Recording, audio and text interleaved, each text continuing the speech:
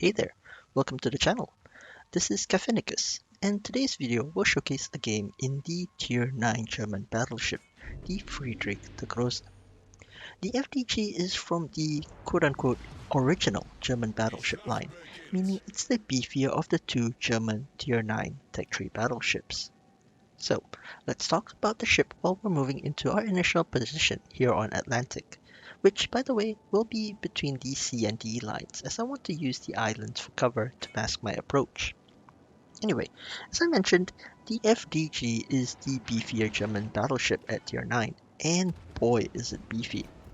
It has 84.3k base HP, which is the second highest HP pool of all the Tech Tree ships at this tier, second only to the Soyuz.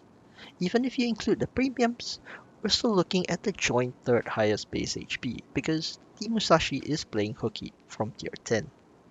The armor profile is great, with a nice turtleback that negates citadel penetrations except for some rare cases of long-range plunging fire or during hard turns at high speed, which can sometimes cause you to flash the softer bits of your armor. You also have a 60mm icebreaker, and your armor plating is mostly 50mm or thicker, except for some areas of the bow and stern. This makes the FDG extremely resilient against cruiser HE spam, unless of course you're up against German heavy cruisers or super cruisers and battleship HE, in which case all bets are off. In terms of firepower, you have two gun options, 406 and 420mm main guns. I personally prefer the 406s due to the increased DPM.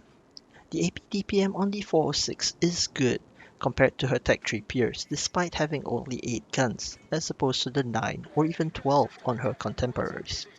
This is primarily due to the quicker reload of 26 seconds base, which you lose if you move up to the 420s, though you do gain some penetration for it if that's your choice of gun. The AP max damage is 12.7k on a Citadel, but the HE damage of 4.8k is downright horrible. So basically just shoot AP in the FDG or be prepared to cry in frustration for the lousy HE damage. The base range of 20.3 kilometers is decent, and you can extend that with a spotter plane if needed. I think my only problem with the guns is the layout. The FDG runs 4 double turrets in the AB-XY configuration, but the poor firing arcs on the rear turrets forces you to angle the ship a little over 40 degrees to get them all firing. So even though you may not eat citadels to bring your full firepower to bear, you will still take a lot of pen damage from enemy heavies if you want to get all 8 guns firing. In terms of the secondary battery, the FDG has a bit poorer DPM compared to its cousin, the Prince Ruprecht, as you have 2 fewer 105mm turrets. You're also less accurate than the Ruprecht as well. Of course, that's all relative. Having secondaries that are only second to the Ruprecht at tier 9 is no bad thing at all. The FDG also loses out to the Ruprecht in terms of not having torpedoes for the massive in-close and drive-by threat. On the other hand though, you do have a better hydroacoustic search consumable with a 6 km ship and 4 km torpedo detection. And you will need that extra little bit of torpedo detection on the FDG, because maneuvering this behemoth of a ship feels like you're trying to move heaven and earth. Sure, it's fine in a straight line with a 30 knot base top speed, but you have a 940-meter turning radius and a base 17.5 second rudder shift. So make sure you plan your route early in the ship or expect to have close contact with islands and other undesirable flotsam. Also speaking of behemoth, you'd expect the FDG to have terrible concealment, and that bears out with a 17.2 km stock surface detection. You can get it down to 13.6 kilometers with the concealment mod and captain skills, but that's still on the wrong side of average for tier 9 battleships. In my case, I don't have a captain with concealment expertise, so I'm running around with 15.1 km detection. Okay, now that we've got these stats out of the way, let's see how she plays. I am top tier in this game, so there are plenty of little ships for me to bully, like the York that we helped smash early on. And now this Fiji that is caught in a very bad spot, as he's lit well within my secondary range. forcing him to make a run for the hills. I aimed at the Fiji with just my front two turrets, while making sure to avoid the Chumfon's torpedoes, and we get a nice citadel.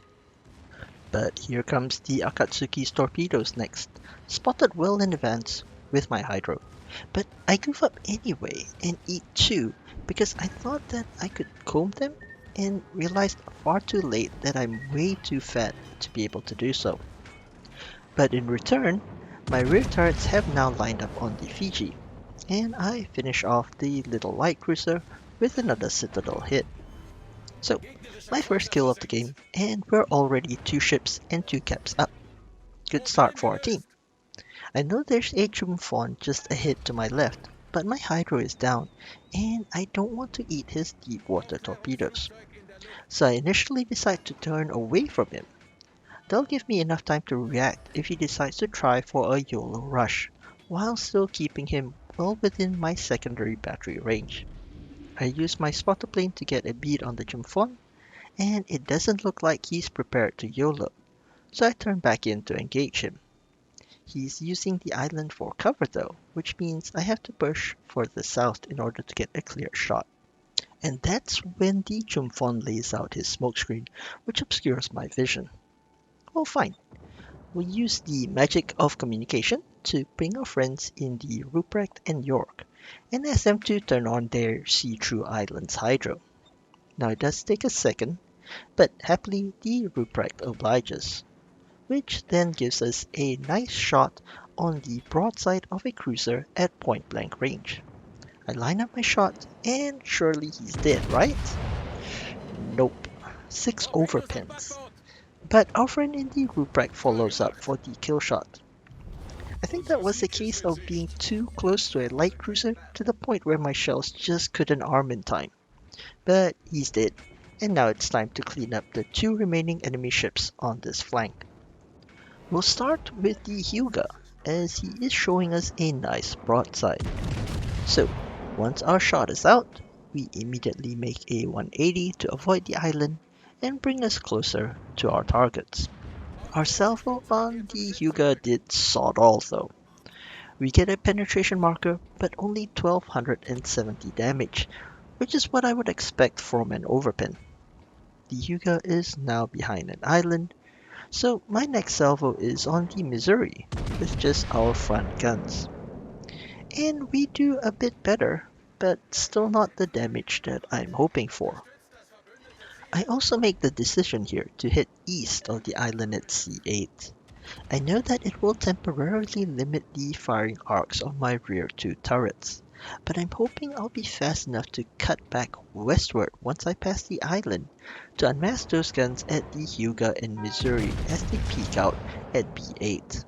The Hyuga clears the island at B8, so we're finally able to finish him off with our third salvo.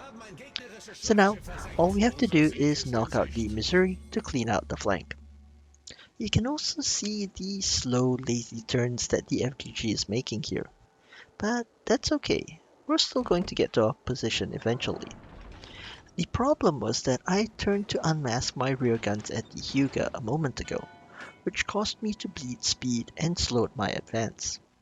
As a result, I'm still south of that island at C7, and now I've got to turn the other way to maintain a clear line of sight of the Missouri as he pushes past the island at B8. That also means that I'll only have my front turrets available for the initial engagement. It's a hard life being a battleship driver, isn't it? But nevertheless, our front guns still netted us a nice salvo on the Missouri at 12 kilometers for a citadel and 19k damage. We actually got some nice dispersion on that salvo. The FDG isn't the most accurate of battleships, and you'll sometimes be left wondering where your shells even landed.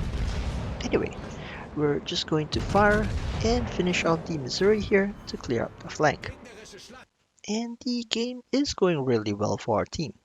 We're way ahead on points and ships and caps, but the problem is that all the remaining enemy ships are on the other side of the map. So let's fast forward a little bit until we're in a position to fight it out with the remaining enemy ships. There really isn't much to see here, except for a salvo that we launched on the Titan that did a little bit of damage.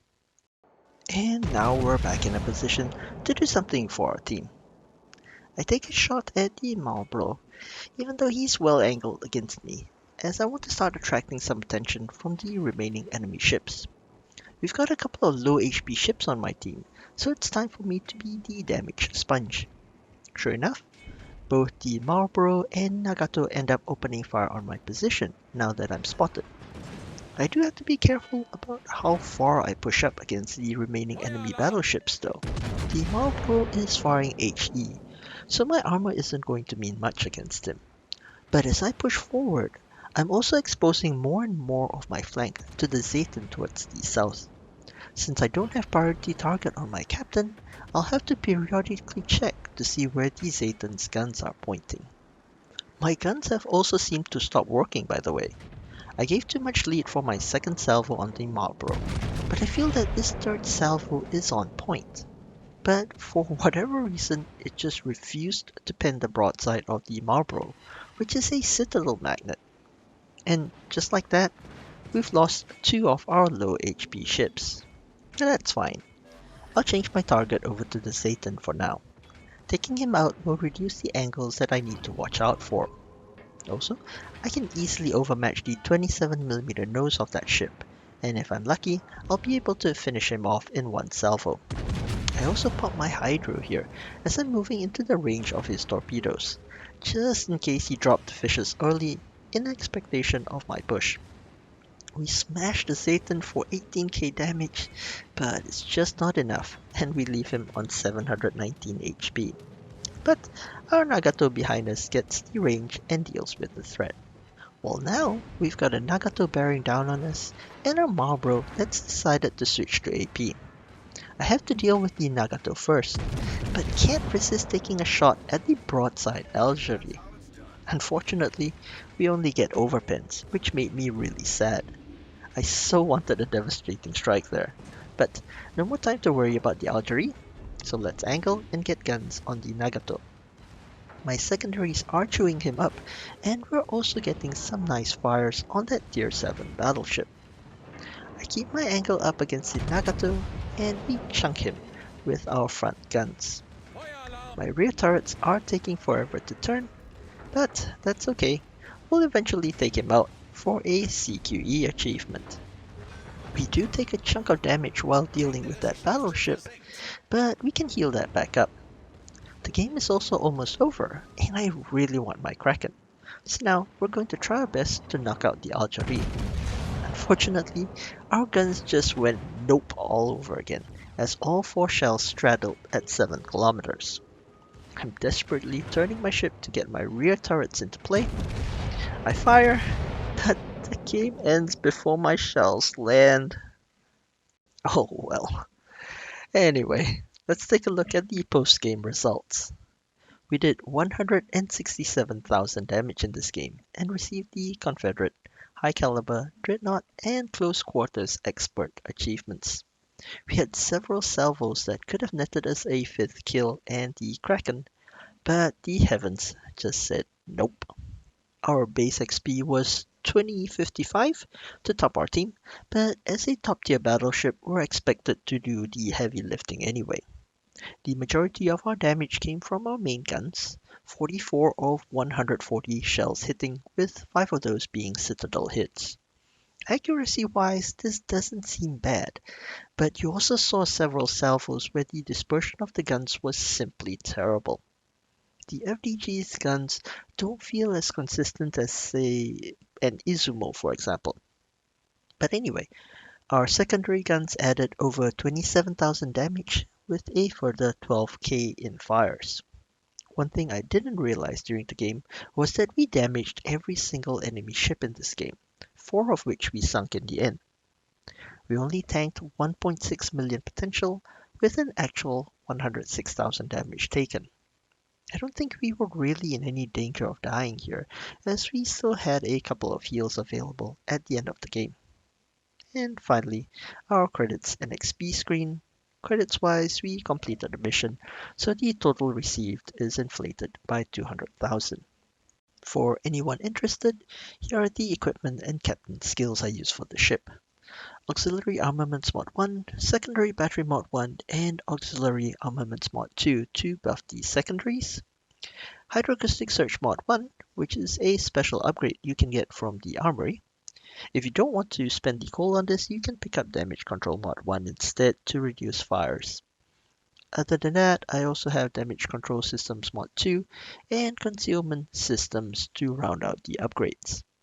For Captain skills, I only have Demolition Expert, Grease the Gears, Long Range Secondaries, Manual Secondaries, and Emergency Repair on my weird looking 14-point Captain, which I think is the minimum you need to be effective in the FTG. I'd really like to get Concealment Expertise to drop the detection down to 13.6 kilometers, as I think that it will help get this ship into secondary range a little bit more safely. But you could also make the case for Fire Prevention as another 4-point skill. Other useful skills that you might want to pick up include Adrenaline Rush and Basics of Survivability, the usual Priority Target or Vigilance, which actually stacks with your Hydro, and Preventative Maintenance, as folks may start shooting your guns when they find that they can't do much to you bow in. So, the Friedrich der Grosse in a nutshell. I used to hate this ship. When I first started playing it, I felt that the only way I could get any meaningful damage done was to find an enemy battleship and ram it. But after working on the newer German battlecruiser line, I've come to appreciate some of its strengths a bit better. The idea is to properly time your push. Find those 1v1 situations, especially against lightly armored ships that your secondaries can pen. Cruisers and lower tier battleships are especially good targets for the FDG, as you saw in this replay. Properly angled, your armor is extremely resilient to HE spam, and you'll even bounce the largest caliber guns in the game as long as they don't hit your nose. So use that armor well, and you should get away with most of your HP pool intact and ready for the next engagement. Then just rinse and repeat on your way to victory. Anyway, I hope you've enjoyed today's video. If you did, please do me a favor and hit the subscribe and like buttons below, as it helps me grow the channel. You can also click the bell icon to get notifications the next time I post videos.